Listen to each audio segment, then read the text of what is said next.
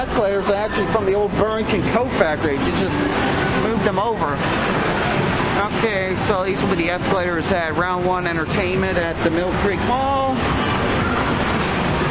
I bet you these actually are the same exact escalators that were over there originally, but they moved them. It definitely looks old. Obviously there's the old elevator, the old Lexington over there. Maybe they reused this one.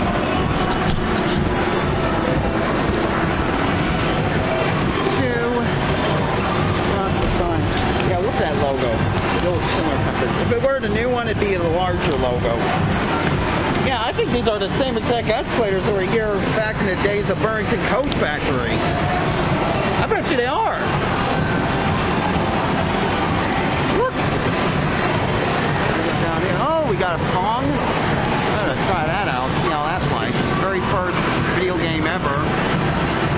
At least one of the first, if you want to count that military simulator game from the 1950s.